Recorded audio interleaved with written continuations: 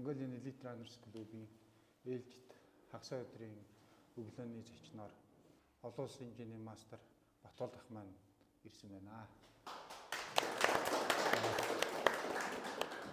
Хүмүүс бас нэг асуудалтай тийм нэг үл тарган байдаг, нэг үл одоо заавал нэг шалтгаантай хүүхэд гэдэг байхгүй. Тэгээд миний хувьд болохоор 19 онд ер нь бол нэлээд жин нэмсэн. Хүүхэд байхдаа бол хөнгө атлетикээр хичээлж байгаад тэгээд нэг 3 жил хичээлж байгаа нэг 90 оноос хойш тэгээд одоо зэрэг мэр ингээд сургууль соёлгээд гүйлт спортыг ерөнхийдөө орхиод тэгээд 19 онд нэг жингийн асуудал үүсээд дээр нь бас одоо нөгөө бас л жин нэмэгдэхлээр бидний дагалдаа нэг даралт тэгээд янз янзын асуудал гарч ирсэн байхгүй. Тэгээ ерөнхийдөө ер нь хамгийн хамархан одоо жин хаях жим биксэг явсан юм аа бизнес тэгээд бас нөлөө багтаа яг тэгэхээр нөгөө бас жин улам нэмээд байсан. Тэгэнгүүт нь ерөөсөө алхаад эхлэе гүйж эхлэегээд тэгээ 19 оны 7 сарын 1-ээс үндсэндээ ингээд гүйж эхэлсэн байгаа. За энэ хугацаанд бас нэлээл асуудлуудыг одоо бас даван туулсан. Хөл гар өвдөх, одоо толгой дайрах өвдөх, ер нь бол өвдөхгүй юм бол байна. Адгийн гартгэл одоо шагаа тий ингэж хамгийн хөвддөг юм маань юу гэхээр одоо эхний нэг 30 км-тэй түнхний асуудал ингээд дашаан толгой хөвдөнө. Тэгээ одоо гайхаад тэгээд яагаад одоо дашаан толгой хөвддөг юм бол гэдэг. Бидний нөгөө яс сэргийлэлтэй болсон байдаг. Тэрийг мэдгүй ингээл яваад тэр чинь хоримжлагдаад ингээл тэр их нөгөө одоо ингээд гүйлтийн юунд ингээд одоо зохигдоод ирэхдээ яс бэхжээд ирдэг юм байна л да. Тэрх тусам нөгөө сэргийлсэн яс чи өвдөж эхэлдэг юм байна. Тэгээд тодорхой хугацааны дараа одоо нэг 6 сарын дараа тийм ээ жилийн дараанаас яг хэвийн байдалд оюун орж эхэлсэн. Энд алхам тутамд проблем янз янзын асуудлууд гүөхд их гарч ирдэг. Тэр бүгд л одоо хүн даваад гарах юм бол ард нь бол эрүүл бие саруул одоо чирэг бие байгаа гэдгийг л хэлэх гэсэн. Тэгээ ерөнхийдөө яг хаа тэгээд үнэрт хэлэхэд гүйтэй спортоор ингээд сонгоод одоо ингээд эрүүл мэндэд анхаарал тавиад цаашдаа тэгээд спорт амжилт гаргахын төлөө ингээд гүйтэй спортоор хичээлж байгаа та нарт бас их баяр хүргэе. Ягаад гэвэл энэ чинь маш их зориглоо хүн ойлгодгүй одоо ингээд жишээлбэл одоо ингээд манай найз нар энэ ярьдаг гүүн гэдэг одоо яах гэж гүгээд идэг те маш их тийм асуудлууд гардаг. За гүүснээрээ чи яах юм гэдэг. Одоо бол ингээд ойлгож эхэлж байгаа байхгүй. Миний бие организмыг хараад эрүүл ингээд одоо мэдээж бас нэг зах хэмжээнд ингээд хугацаанд одоо ингээд 6 дахь жилдээ орж байгаа гүүгээд тэгэхэд чинь бас ингээд өөрчлөлтүүд гарч эхэлж байгаа болохоор бас хүмүүс найз нөхөд одоо бас ингээд зарим нь ингээд гүйж эхлэх юм уу те ингээд алхаж эхлэх ингээд зарим нь асууж эхэлж байгаа байхгүй одоо яах вэ ийх үү гээл одоо энэ асуудлаасаа яаж гарах вэ гээл одоо ямар асуудлууд одоо яг тулгараад байгаа те одоо ингээд гүйх гэд одоо тийм нэг асуудал байгаа одоо ингээд одоо над ч гэсэн байгаа шүү дээ одоо ингээд өглөө босоход нэг бас л би организм хүнд ч юм уу эсвэл гүмээр гүйж санагддаг юм тэр үед яах вэ ч гэдэг юм те зарим үед бол бүр ингээд ямар ч бэлтгэлтэй байсан зарим үед үнэхээр бие махбод цаанаасаа дийлэхгүй шууд хаях хэрэгтэй амардаг. Тэгээд ер нь амралт бол тэр бэлтгэлийг хийгээд улам ингээд ядарч яснаас улам өөрийгөө ингээд хүчилж ингээд нэрвж жагаад нэг өдөр амраад бидрийг багштай хэлэх хэрэгтэй. Ингээд одоо би яг ийм учраас ингээд багшаа ингээд болохгүй ингээд амарлаа шүү. Багшийн зөвшөөрн за тийм үндсэн дээрээс ингээд амраа. Яг тэгэхээр маргаашийн бэлтгэлийг төлөвлөхдөө тэр амралтыг чинь оруулаад явчихна. Хилээгүй тохиолдолд хийснээр өгөөд дахиад өөр бэлтгэл ороод ирэхлээр тэрийгээ давах гэж 80 болдгоо. Тийм учраас багшаас бэлтгэл авж байгаа тохиолдолд заавал хэлж явах хэрэгтэй. За би амарсан шүү. Тэрийг өнөөдөр ингээд хийгээгүй шүү багштаа гэдэг. Өөрийгөө ингээд бэлдээд ингээд өөрөө сондогчоо гүгэж байгаа хүмүүс бол яг хөө тий дараад нь бол маргааш нь ачаалаа тохируулаад ингээд явчихдаг. Анхны тэмцээнд та нэг орж исэн талаараа хүмүүст сэтгэлээ яриач. Ямар зай төрөлд орж исэн те. Ерөнхийдөө бол яг хүүхэд байхдаа хөнгөөдлөд хичээжсэн те. Гэхдээ би дундын зэнд гүйдэг гэсэн 800,500 багасаа юм. Гэхдээ 5-10 ингээд одоо тэр үе чинь те ямар зай тэмцээнд ор гэнэ багш тэгэл ордог гэсэн. Тэгээс 7 сарын 1-нд нэг Вандаж нэрмжит нэг Монгол улсын рекорд 5000 м рекорд тогтоос олон улсын хэмжээний бас Вандаж гэж авах байгаа. Тэрний нэрмжит нэг мастеруудын усын арга болсон. Тэр нь 100 м-д 1500 м-д бүртгүүлсэн. Тэгээд 100 м-д нь анхгүйгээд яг нөгөө бас жинтэй гүйжсэн болохоор нэг мөнгөн медаль авцсан. Тэгээд 1500 м-д нэг гүйсэн. Тэгээд дээрээс 1500 м-д чи өөр айгу чанга зай. Тэгээд дандаа агааргүй нөхцөлд явдаг, хурд хүчний дэсвэр болдог. Хүчил төрч маш багтаа гүйдэг тийм зай боллоо. Тэгээд ер нь бол бараг л ам тавьж орж ирсэн. Сүүлээсээ нэг хоёрт нэг зургуулаа гүйжсэн. Одоо дэрэм гүйжсэн. Тэгээд сүүлээсээ хоёр жоохон арай л гэж барианд орж ирсэн. Тэгээд ер нь за ер нь бол тэгээд үеийнхнийг харсан. Тэнд бас мастерууд ахмадууд бас зөндөө гүйжсэн. Тэгээд тэднийг бас харсан. Тэр бас надад айгүй урам өгсөн байхгүй. Ер нь болий тийм ээ. Би энэ арай л бас хэтэрхүү байгаа юм байна. Жингээ хаяа. Ямар сандал одоо сүүлд нь манай нэг найз тэр үе танихгүй. Одоо яг нэг насанд оролддог нэг найз маань налахын залуугаа тэгээд эхнэр нь хийжсэн гэсэн. Явж яхад нь наад тарганыхаа өмнө орохгүй бол би чиний эхнэр биш шүү гэсэн. Тийм нөгөө тэр миний ард л яваад байсан юм байна л да. Гэхдээ тэр чи миний урд гарсан уу гэсэн. Би ч тэрийг мэдэхгүйс. Араач ямаа л төрүүлсэн гэсэн. Миний урд гарсан гэж байгаа байхгүй. Тэгж анх тэмцээнд ороод тэгээд ерөөсөө эргэж буцалдгүйгээр ерөөсөө гүйлтрүүгөө олсон. Тэрнээс хойш тэгээ олон уралдаанд орсон. Янз янзын энэ хэд тол руу нэг хэсэг хэд толын зайд нэг хэсэг гүйсэн. Ер нь хэд толын марафон, хэд толын гүйцэд бол айгүй өөрөө гоё гүйцэд. Энэ хүмүүсээс маш их дэсвэр шаарддаг. Одоо тэгээд сэтгэл зүй бүхэл юмыг ингээд шаарддаг. Тэгээ бангаад бас 50 км гүйсэн. Маш их нэг хан мөрөгдөг байсан. Ерөөсөө ингээд хан мөрөгнө гэдэг маань ингээд одоо юу яадаг ч та нэг явхаа болчихдгийг шүү дээ. Одоо ингээд бүр ингээд бүх тамир барагдаал одоо ингээд юунаас болоод гэсэн учраа ирсэн болдог. Тэгэл бэлтгэл юм. Тэгэл нэг трийг нөгөө сэргээхийн тулд дахиад сар алдна. Тэгэл баг татна. Ерөөсөө л бидний нөгөө одоо хэлээд байгаа нөгөө электролит гэдэг байгаа тийм жил гэдэг байгаа одоо ингээд аминд хийж илүүд. Тэрийг ерөөсөө огт хэрэглэдэггүй гэдэг үсэн.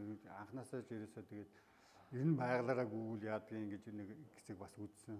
Өглөө жингээ хайхын тулд бид нар би чинь нөгөө өглөө усаад нэг аяга стка суучаал нэг 20 км 30 км гүн. Тэгээд өөрийгөө заавал нөгөө тэр километрээ дуусгахын тулд бүр ингээ хол явна. Одоо налаг руугаа явчихдаг гэсэн. Тэгээд буцахтаа заавал гэрлүүгөө явахын тулд гүйжил таараа гэл. Тэгээд зарим үед тэгээд яана. Нэг өдөр гүйсэн чинь нэг уц бүх юм орхоо явцсан. Юу карт мартаа орхоо явцсан. Тэгээд нөгөө юу яаж чаддаг вэ? Уцаа орхицсан. Юм уумаар байдаг. Тэгээд нөгөө нэг налахын нэг юунд оронгуудаа тэр хүнийх нь уцаар эхнэрлөгөөс залгуулаад би нэг код уух гэсэн юм аа нэг мөнгө шилжүүлэх хэрэгтэй. Тэггүй сэрэхгүй байгаа юм. Тэрээс урагшаа явдаг. Гэх мэтлэнгээр ингэ энэ ханыг ер нь хүн хаяа нэг үзэх хэрэгтэй. Тэгээд за ямар үед би яаж стресс ордог юм бэ те яг ханам үед юм бэ тэгэх юм бол дараад нь яаж харах юм яг юу уул би сэрэх юм байна гэдгийг ойлгож авдаг мэдэрч авдаг. Тэгээ энэ жил бол их айтайхан байгаа. Ягаад гэвэл нэлээ тэр электролит юм мөнүүдийг нэлээ уусан. Яг хавар нэг 4-5 сар болонгол би ингээд унаад эхэлдэг байхгүй. Тэгээ өвөл нэг гоё байж гисэн. Өвлийн өндөр ачааллын нөгөө холын бэлтгэл, кроссын бэлтгэл дээр юм хэрэглэхгүй. Тэгээ бид нар ч аяга хүндрэлтэй те тэрийг ингээд халуунаар нь аваад гүөх гэсэн. Тэгээд хөрчдөг хүүдэн юм уухлаар бас хямардаг. Тэгээд хачаад гүйдэг байсан. Энэ жил ерөнхийдөө бэлтгэл маань жоохон татуу нөгөө юуны бэлтгэл орсон болохоор тэгээд электролитыг маш сайн авсан. Тэгээд электролитыг сайн ууж явах хэрэгтэй. Тэгэх юм бол бас бидний нөгөө нөхөн сэргээлтийг маш хурдтайгаар ингээд сэргээж өгдөг ядардаг нөгөө одоо калий, натрий бид нар маш хэмжээний юм алдаж байгаа. Тэрийг бид нар ингээд өөртөө ингээд доор нөхөд байх юм бол одоо хаврын одоо ингээд том тэмцээнүүдэд бол ямар ч хэсэн стрессгүй ядралгүй ороод байх тийм боломжтой юм байлаа шүү. Өөр анх удаага тэмцээнд орох гэж байгаа хүмүүст ер нь та ямар зай төрөлд яаж эхлүүл зүгээр гэж зөвлөх вэ? Тэгээ хүмүүс бол ингээд янз бүр одоо ингээд өөрсдөө ингээд төлөвлөсөн байгаа тий. За би 50000 төгрөнө, 100000 төгрөнө. За гүүгээд хэдэн сар болж байгаа. Би гүүгээд 7 сард нь эхлээд ингээд явж байгаад намар 10 сард болоод нэг дурсамж 2000 дурсамж гэдэг нэг туйнагийн зохиодог нэг хэзээж бууж игээд яг тийм өрөөтэй анхны тэмцээн 34 км байсан байхгүй. Одоо би чинь 7 сараас 3 сар гүгээд тэнд орсон. Тэгээ ёстой нөгөө бид пүүзнээс авахуулаад мэддгүйч тэгээд манай нэг найз нэг Солонгосоос ирсэн маань гингүүд нь худалдаж аваад өмссөн. Тэгээд яг үндсэндээ үл яг гүйлтийн зориултын бүүз биш яг нэг алхалтын зориултын бүүз байсан. Тэгээд тэр үл мэдхгүй юм чинь тэгэл тэр жигтэй тоосон. Тэгээд тэн дээр нэлээ юм яасан анхны 34 км байсан байхгүй. За араач юу хол явч уу гэл болж ирсэн. Одоо жинхэнэ нэг дашаан далгаар өвдөх, шүмэс татах, одоо хөл холгох, одоо тэгээд өвдөх те мэтлэн ингээ маш их асуудлууд гарч ирсэн. Тийм болохоор хүмүүс би одоо яг хэдэн сар гүйж байгаа вэ? За би энийг давж чадах уу гэдгээ сайн тодорхойлоод тэмцээнд бол орох ёстой болно. Ер нь тэмцээ өөрт маш их хүч өгдөг байхгүй юу? Тэгээ нөгөө өрсөлдөгч найз нөхдөд бас харна. За би ямар хэмжээнд байгаа вэ гэдгээ өөрөө мэдэрдэг байхгүй. Тийм учраас юунд орох хэрэгтэй? Тэмцээнүүд орох хэрэгтэй. За би нэг 3 сар гүйж байгаа 5,000-д болж болно тий. Ямар пейсээр явах яг өөрөө тааруулаад тэгээ 10,000 ч болж болно. 21 ч гүйж болно. За 100 200 ч гүйж болно тий. Тэгээ би өнөөдөр бэлтгэлийн маань төвшин ямар байгаа гэдгээс за би 100-ын бэлтгэл хийсэн үү? Эсвэл 1500-ын бэлтгэл метрийн бэлтгэл хийлүү тий. Тэрийг бас тооцоолох хэрэгтэй л дээ. Тэгээд тэмцээнд орох бол нээлттэй чөлөөтэй. Ер нь бол тэмцээнийг бол энэ алгасч болохгүй. Аль болох тэмцээнд ороод гараа үзчих хэрэгтэй. Тэгжээч хүн урагш ахна. Тэгэхгүй бас зарим үед ингээд тэмцээн яг ингээд болж л байдаг те. Бас ингээд тэмцээнд орохгүй би нэг юмсэн яана гэд тийм хүмүүс ч байдаг. Тэгвэл өөрсдийнх нь ер нь бол тэмцээ үзэж явах нь чухал шүү л гэдгийг хэл. Заавал нөгөө өндөр шагнал байранд орохтой болно шүү тийм ээ. Өөрийгөө ялахтай болно. Тэгээд манайд бол нөгөө өвлийн үлрэл жоохон хүн талдаа. Гэхдээ хамгийн эвгүй үлрэл чи хавар байдаг байхгүй. За хүн өвөл бол яг ингээд жим юу дотгошоо ороод те. Эсвэл ер нь өвлийн үлрэлийн бэлтгэлийг маш сайн авах хэрэгтэй. Кроссыг 7 хоногт нэг 3 удаа ч юм уу 2 удаа ч юм уу те. Өөрсдөө яг ингээд бололцоогоороо бүр ингээд одоо цэцэрлэг төрөлөндөө бүр ингээд бийдж жагаад 10 км ч юм 20 км ч юм тэндээ мас авах хэрэгтэй. Одоо 5 хэдээр ч юм уу 6 хэдээр ч юм хамаагүй. Ингээд тэр бэлтгэл чинь одоо энэ хаврын зуны тэмцээнүүдийн энэ өндөр темп рүү орж иж байгаа бэлтгэлийг чинь суур болж идэг байхгүй. Бэлтгэл тэмдэглийг одоо нэгэсэндээ хүн ягаад өвөл бэртдэг, хавар бэртдэг. Дулаан орхлоо битлээ гэдэг чинь тий. Энэ маань юу гэхээр нөгөө огцон гүйждэг байхгүй. Нөгөө дулаан болоод ирэнгүүт хүчин бас ингээд догдолдог шүү дээ. Тэгэл замдаа гой замдаа гарангуул огцон хурд энэ мэднээс агуулад өвөл тэр бэртлээ чинь хамгийн суур нь өвлийн бэлтгэл байдаг. За өвөл сайн объем авах хэрэгтэй. Өвлийн өвлөлд объем авсан бэлтгэл хавраа хадгалах хэрэгтэй. Хавар жоохон татах хэрэгтэй. Тэгээд ер нь өвөл бол гүүхтэй энэ шагаа одоо юу өмсөх нь те нөгөө гадна талаар нөгөө шагаавч гэж байдаг шүү дээ. Одоо бидний төрий гэж ярьдаг те. Тэрийг энэ шагаа энэ ахиллесийн шүрмсийг өвөл хамгаалах хэрэгтэй. Ер нь байнга хамгаалж байгаа. Хүний хамгийн нэгдүгээр гүйлтийн хайлж явах юм маань энэ ахиллесийн шүрмс байдаг. Дээр нь өвдөг байдаг. Өвдгөндөө өвдөгч хийх хэрэгтэй. Одоо ер нь бол зузаан байх тусмаа сайн. Ягаад гэхээр бидний өвлийн үлрэлд бидний чинь хувцас ямар үлээ тэгээд ингээд салхи ингээд мэддэхгүй ингээд салхисгээд байх чинь өвдгийг ганц алдаг юм чинь энэ. Тийм учраас өвдөгчтэй байх хэрэгтэй. Нуруу. Энэ жил нурууч сайн хийсэн. Ягаад гэхээр бид нар чинь гүйж ирээд нөгөө тасгалууд хийдэг учраас нэг сөхчдөг. Нуруу ингээд гараад ирэнгүүт жоохон салхи авахд л чинь ингээд баг багаар ингээд аваад ах. Нурууны өвчин нуруун дээр маш их яадаг. Нуруу чинь бидний ганц авч явдаг юм баггүй. Тэгээд нурууныхан болчин чинь ингээд өвдөд тэгээд чангараад ирэхлээр гүйж чадхаа болж идэг. Тийм учраас өвөл зузаан хувц гэхээсээ илүү гол хадгалах хамгаалах юмнуудаа л сайн хамгаалчих юм бол өвөл бол кросс яваад байхад асуудал байхгүй. Тэгээд зуны хугацаанд бол яг одоо бол ойлгомжтой те бид нар бэлтгэлээ хийхдээ халаалтаа сайн хийх хэрэгтэй. Тэгээ хамгийн одоо эвгүй үйл чинь хавар байдаг байхгүй нөгөө салхи зохиулж гадаа те. Тэгээ салхижийн зохиулаад салхи зохиулчихлаар би хямардаг. Тэгээ би хамарснаа мэдэхгүй яваад дэн дээр ачаал аваад өнгөд хамархан сэлжчихдэг байхгүй. Тийм учраас хавар энэ жоохон хэд хол гүөхээ татаад одоо юу гэдэг нэг 10 дотор гүгээд 7 хоногт авах бэлтгэлийнхаа тоог жоохон ахиавдаад ингээ явчихна. Нэг 4-5 сарын авчих юм бол тэгэл одоо 6 сараас одоо ингээд 5 сарын сүүлээс цаг агаар гоё болно. Дээр нэг тэмцээний дулдаанд болно. Хурдны бэлтгэрд орж ирнэ. Ингээд ихэд бол ер нь тэгээд муухай үйлрэл гэж ер нь баг байхгүй. Тэгээд хамгийн гол нь зөв зохицуулаад явчихад бол. Тэгээ одоо энэ жилээс ер нь заалны бэлтгэл орсон. Манай Монгол хэлний дараа нэцгүүлэг маань зааланд бас нэлээд заалны бэлтгэлүүд авж байгаа хүчний. Тэр бол ер нь бол маш сайн. Тэр бэлтгэл ер нь бүгд хамрагдах ёстой. Ягаад гэвэл бид нэр өвдөг гэдэг байхгүй. Гүүгээд өвдөж байгаа юм биш. Булчинг болохоор өвдөг байхгүй. Энэ шилбэний энэ юуны булчин байж чи өсгийч гişгсэн ч өлмөж гişгсэн ч ямар ч техникээр гүйсэнд энэ булчинтай авахд 10 км 20 км энэ өвдөг байхгүй. А булчингүй болохоор яг энэ дээр ачаал ирээд байдаг байхгүй. Ягаад гэвэл нэг шууд өвдгөрөө чинь тий. Тийм учраас тойргийн бэлтгэл маш сайн хэрэгтэй. Ялангуяа энэ хайжин суултуудыг ер нь одоо ч юм хийж явах хэрэгтэй. Тэгээ өөрийн чинь юугээр нэг кросс хийгээд 10 км 20 км кросс хийчихэд 30-аар ч юм уу 2 удаа ч юм уу 3 удаа ч юм уу суул. Тэгээд ингээд эн чинь ингээд баг багаар ингээд өөрийн гоё маасанд бэлж өгөөд.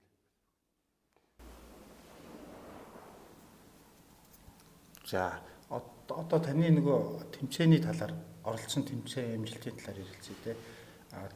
Одоо Батбол ах маань олон улсын хэмжээний мастер цолтой хэд толын марафон төрлөөр те. Тэгэхээр яг тэрнээс өмнө ямар одоо шууд олон улсын хэмжээний мастерын болцолтой хангахгүй эсвэл өмнө ингээд шат дараалтаагаар ингээд авахгүй ямар тэмцээнд орж энэ болцлуудаа хангав. Зөв. Тэгээ ийм ба. Яг хүн миний хувьд бол яг 19 онд ихсэн гэж байгаа тий. Тэгээд 22 онд 6 12 24-ийн нэг өөрөө ялгч режим жимбонгээр улсын аврал тэмцээн болдог тий. Тэнд 12 цагт гүйсэн. 12 цагт 121 км 386 км 68 36 км гүгээд олон улсын хэмжээний мастер 115 байсан байхгүй. Тэгээд яагаад ч юм битгүй би бол шууд тэр эсвэл олон улсын хэмжээний мастер урдны ингээд спорт дэд мастер юм мастер ерөөсөө бодог тэр цагийн зөвзөө хардаг байсан. Тэгээд олон улсын хэмжээний мастер тэр 115 км-д явчихсан санагдаад байсан байхгүй. Энэ юун дээрээс итгэл төрсөн бэ гэхлээр нөгөө захимгүй зурсаж нэг хосоогийн амгалан интернет яасны нэг 2021 онд захимгүйд тэгээд нэг Монгол орон даяар нэг гүйлтэд болсон шүү дээ. Тэнд би нэг 10 хоногт 15-ын талбай дээр өдөрт нэг 70-аас 80 км хамгийн сүүлийн өдөр нэг 98 км гүйлүүдээ тэгээд тийм гүйлтүүдийг өөр дээр нэг юм челленж зарлаад за яах нь үзьгээд 14 хоногийн тийм нэг юу болсон юм. Захим гүйлт болсон. Тэрний 4 хоногийн нь бол би алдсан байсан. Тэгээд сүүлийн 10 хоногт ерөөсөө яг ерөөсөө өглөө нэг 5 цагт 15-ын талбай дээр очино ороо нэг 6 гээд буудаг. А дунд нь бас ингээд эхнэр хоолунд ингээд машин таксинд амьдэрсэн нэг газан билет ингээд ягаад одоо бидний яадаг нэг 15-ын талбай тий. Тэн дээр ингээд юу яасан яхад нэг 900 хэдэн км гүйсэн байхгүй 10 хоног. Тэгэнгүүт тэрнээс хойш ер нь за надад ер нь тэгээд 12 цагийн гүйлт тохирох юм байна. 12 цагт яг болно. 24-ийн бэлтгэл гэдэг чинь арай өөр болчихно тий. Тэгээд 6 цаг гэхэлэр бас өөр болчихно. Арай хурдтай болчихдог. Тэгээ яг ингээд темпо ингээд үүсэн чинь 12 цагийн гүйлт болох юм байна. 12 цагтаа 115 км-ийг бол би явчих юм байна. Олон улсын шууд хийчих юм байна гэж бодоод. Тэгээ энэ олон улсын хэмжээний мастерл ерөөсөө цол хийх. Гэхдээ наан одоо нэрөө өгч чинь наан спортын мастер, дэд мастер гэж байгаас тэдний цаг нь хэдэн гэсэн чинь мэдгүй багш би тэрийг хараагүй шүү дээ. Тэгээд ерөөсөө яг хүн ерөөсөө юу л өөртөө багтааж чадна. За би энийг чадах юм байна. За энэ 6 цагийг би нэг 73 км явчих юм байна те. 80 км явчих юм байна гэдгийг л тооцоолчих юм бол өөрийнхөө юунд хийчих юм бол тэгээд яг тэрийгэ явчихна. Тэгээд 121 давуулан биелүүлээд олон улсын хэмжээний мастер болцол хангасан байгаа. А тэрнээс хойш хэд толдоо говь 225 тэгээ говийн гүйлтүүдэд оролцсон. Тэр нь маань нэг 4 өдрийн гүйлт болдгийг. Өдөрт 50 км явдаг. 50-аар 3 өдөр яваад сүүлд нь 65 км тэр нэг эсэн тасаргаад юм говь юугаар оролцоолоо тэгээ явдаг. Ингээд нийлбэр дүнгээр нэг 225 хамгийн ихний өдөр муу эсвэл дараад нь тийм бүх нийтийн нэг 10 км байдаг байхгүй. Ингээд 225 км. Одоо говь 160 км гээд говьд хийгээд байгаа. Тэрэнд нэг 2 жил дараа л явсан байгаа. 2022, 2023. Солонгосоос ингээд янз янзын тамирчид ирдэг. Солонгосчууд ер нь өөрсдөө ультраг үгчнэр сайтай. Энэ хэд толдоо айгу мундаг бүдэг тийм. Эдийн өнөөдөр 50 гарцсан 60 гарцсан хүмүүс байсан ч гэсэн ультраг үгчнэр сайн. Ер нь бол зогсно гэж байдаг. Яг жигд ингээд өвчдөг. Бидний нэг алдаа усаа гарч буудаад тэгээд юу яах гэдэг нэг тогтсон темпийг тэгээд сүүлдээ юунд ороод ирэнгүүт яг темп болоод авдаг. Хүн ер нь хэд толдгүй яг өөрийн гэсэн темпийг л барих хэрэгтэй. За би яг тэдийг ингээд бүр график гаргаад тэр график ингээ гартаараа бичдэг юм уу те ингээд тэгээд ингээд гүйжихтаа хэтрүүлээд энэ юу юм ингээд тэрийг л сайн барьчих юм бол ямар ч зайд амжилт үзүүлэх боломжтой. Тэгээ хэсэг одоо сая бол дундын зайн руугаа орсон хөнгө ажилладаг байгаа. 2023 онд 24 онд Сведийн мастеруудын дэлхийн авраг гэж болдог. Тэнд тэмцээн үзсэн. Энэ нь бол Европын тамирчид те дэлхийн тамирчид 800 сая тонн миний насныхаа ер нь ямар гүйдэг юм байна. Тэн дээрээс ер нь бас их урам зориг авсан л да. Тэгээд өнөөдөр 70-80 хүрсэн хүмүүс гэхэл одоо баг үндсэндээ бол бидрээс илүү өгöd байгаа байхгүй одоо ингээд дундын зайнтай өндөр бэлтгэлтэй тэр чинь. Тэгээ энэ нь бол энэ дундаж өгөөр ягаад энэ болох юм байна гэдээ сая энэ бүтэн жил зарсан. 50-нд болсон тэр мастеруудын одоо нэгсэндээ олимп наадам болсон сая 5 сарын 17-наас 30-нд тэнд бид нэр эхнэр өдрөөр орсон. Тэгээд эхнэр маань бас гүйдэг. Тэгээд эхнэр маань өндрийн хараад 100 м-тэй богоодо мөнгө медаль. Миний хувьд 800 алта 1500 алт 800 мөнгө медаль аваад ингээд олимп ямар ч нэг олимпиас ингээд зорьсных медальтай болсон. Одоо тэгээд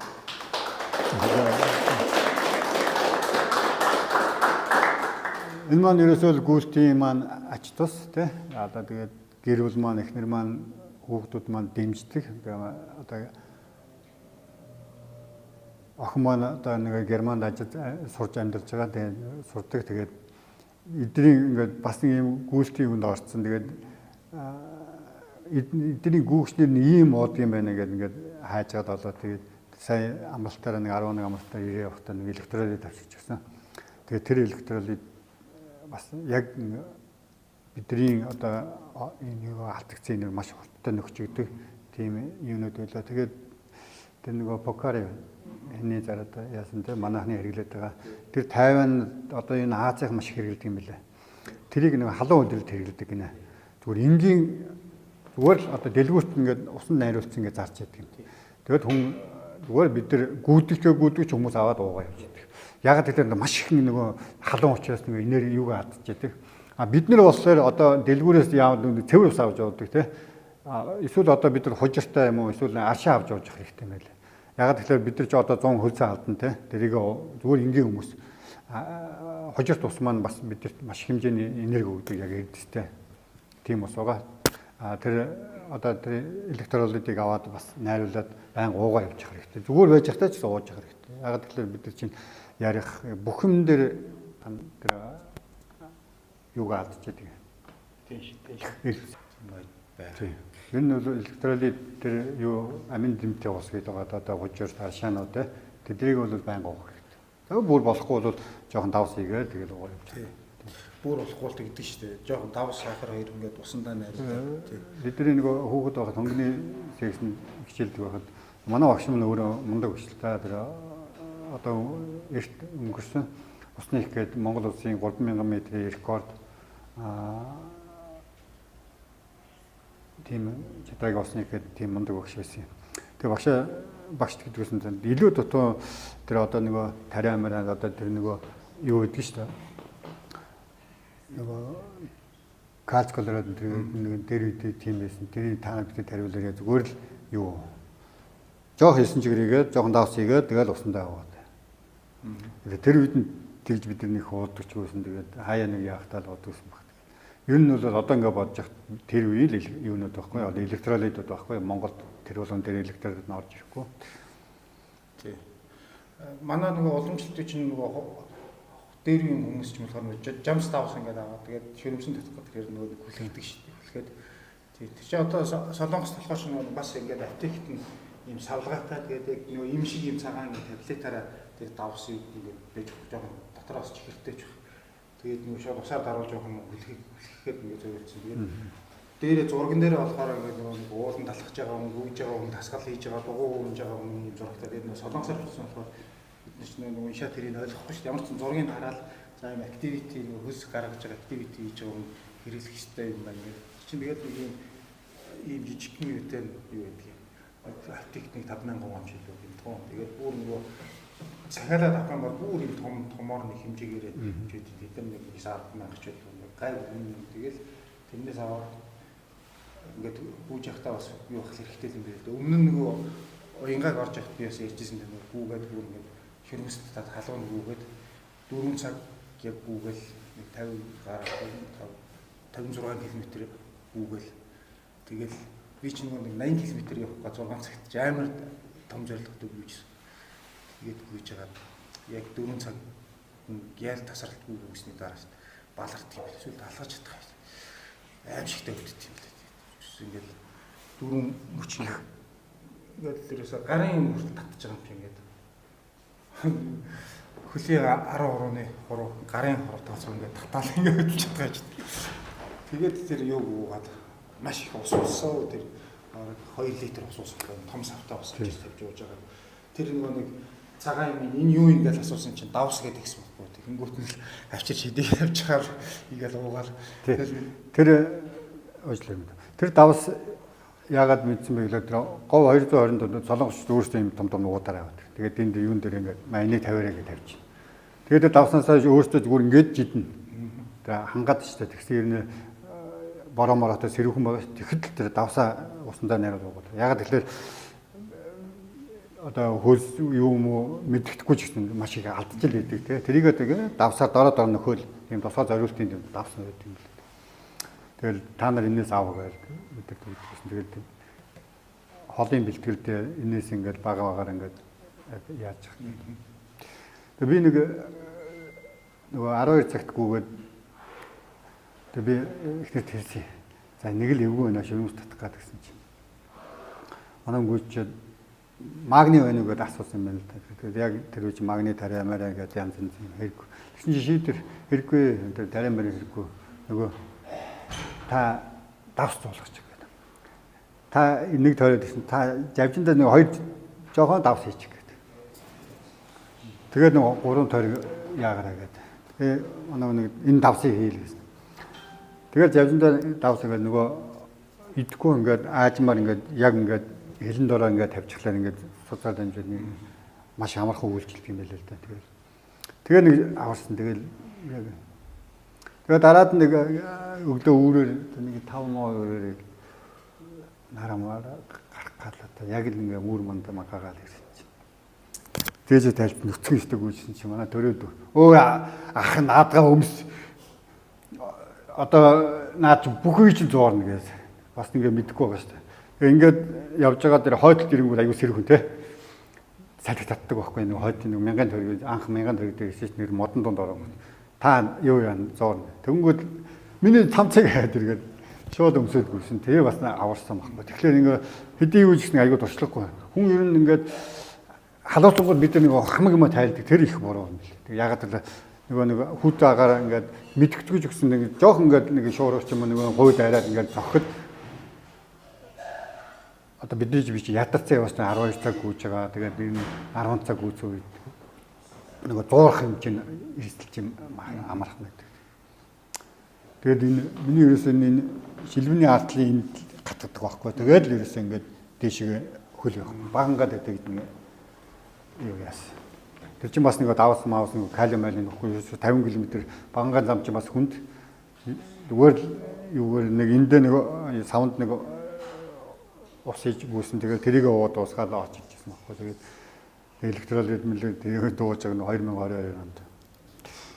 Тэгэхээр тэр электролит маш их хэрэгтэй.